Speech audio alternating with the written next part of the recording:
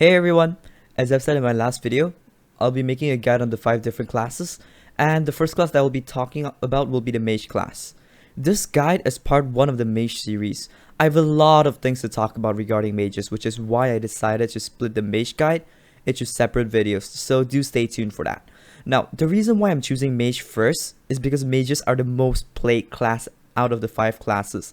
Every serious party has at least one mage, and I get a lot of questions regarding mage builds. Hopefully this video answers your questions. Now with that being said, in this video I'll be talking about mage gear and what should you expect when you're going for mage gear. I'll be talking about the cheapest possible build to run dungeons in floor 3, 4, 5, 6, 7s.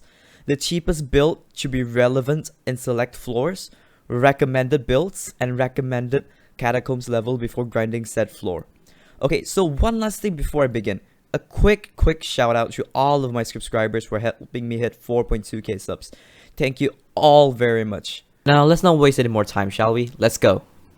Starting off, let's talk about the beginners to dungeons. There are 2 kinds of beginners, late game beginners or early mid game beginners. I will first go through the late game beginners as fast as I can. Okay, so for late game beginners, you have 2 choices. Grind on your own or spend a little bit of coins for an early boost. Now let's talk about the latter. If you head on over to Discord servers such as Skyblock Lounge or Dungeon Maniacs, they offer carries that are not only cheap, but you are safe from being scammed. If you were to get a boost, you only need to purchase a completion for floors 1 to 6. You do not need a floor 7 completion, but if you want to, feel free to go for it.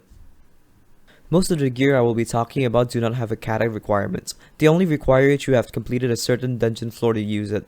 Now, if you don't really want to fully invest into dungeons, you do not need a carry up to floor 6. The reason why I recommend getting a carry to floor 6 is so that you can use the Necromancer Lord armor set. Necromancer Lord boots and leggings are really good for effective health, and they are very affordable for the vast majority of players. With a clean pair of boots being at only 1.3 mil and a clean pair of leggings at 3.8 mil, they're very cheap. But the chestplates are expensive, so you could go for a Necromancer Lord chestplate if you can afford it. Otherwise, go with Zombie Soldier for effective health or Zombie Knight for more damage but with slightly lower effective health. Legendary rarity would definitely be preferred, but the epic variant is more than good enough. If you want to spend some extra coins for marginally better stats, by all means go for it. As for your helmet, get dark goggles, shadow goggles, or widow goggles depending on your Cata level. Requirements for these goggles will be on screen right now. And for these goggles, just enchant them with Growth 5, Prot 5, Thorns Tree, and Hot Potato books with Necrotic Reforge. They boost your damage by a lot, so definitely get them. As for your weapons, you will want to get a Spirit Scepter. The only requirement to using it is having beaten floor 4 once. They are fairly cheap as prices have gone down significantly, and in my opinion they are the second best weapon to use for room clear, placed right behind the Hyperion. You can use them effectively for all floors as long as you wear goggles, and it is a really good investment, so definitely get one if you don't own a Hyperion or if you aren't getting a Hyperion anytime soon. Only enchants that matter is Might and Ultimate Wise. Moving on to pets. The best pet for ability mages would be the sheep pet.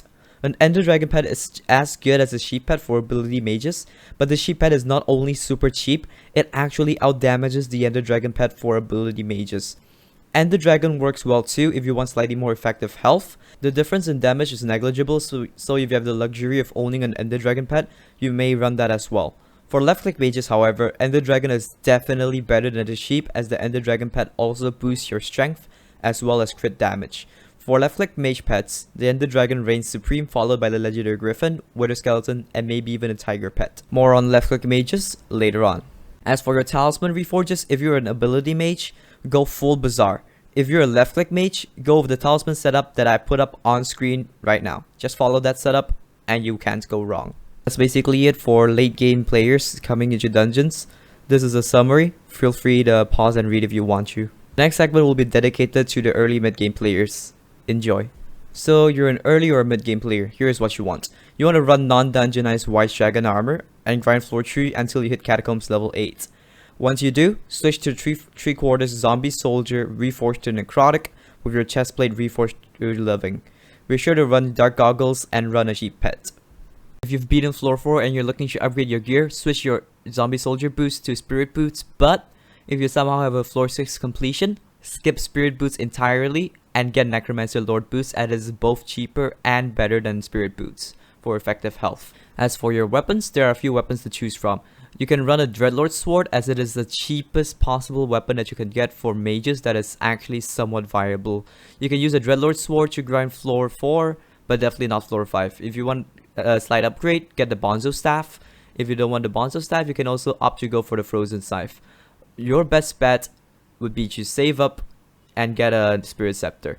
What I would recommend is run a Dreadlord Sword on floor 4 until you can afford a Spirit Scepter, as it will be your best bet. It'll be the best investment you make if you're actually serious on grinding dungeons. If you're stuck between choosing to upgrade your armor or getting a Spirit Scepter, my answer, definitely get the Spirit Scepter first.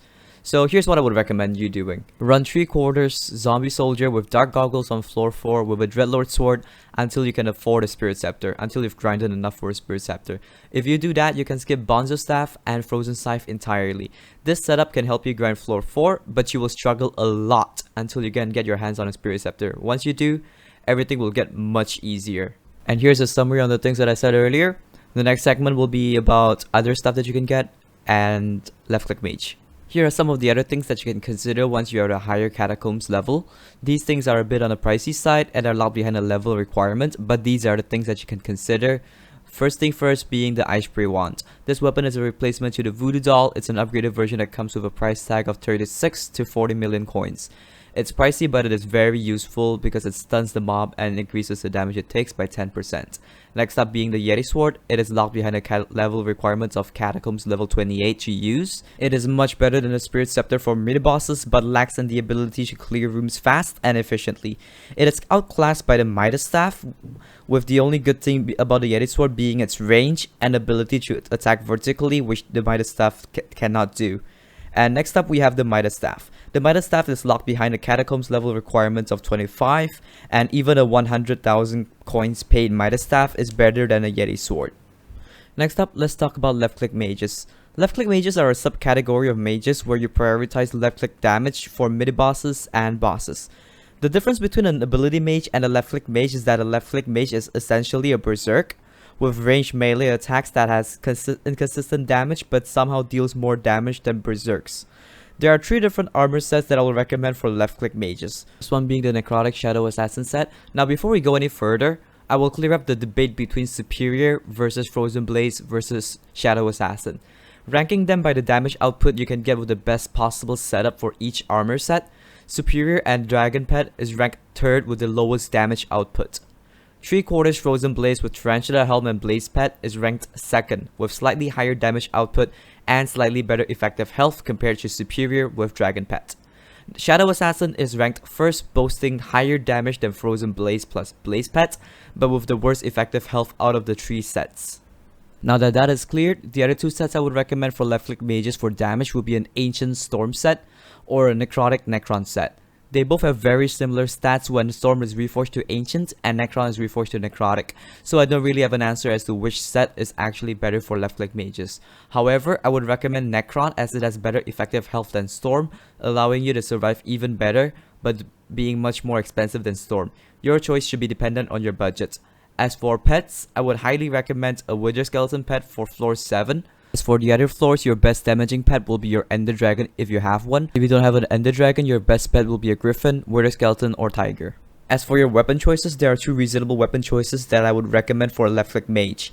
The first one being the Livid Dagger, because as you've seen earlier, the Livid Dagger backstab can destroy mobs, and having that guaranteed critical hit is really nice. I mean, take a look at this. A weapon that costs 10 mil clean can be comparable to a sword that is apparently the best in the game. The Livid Dagger is affordable and provides a lot of value for its price.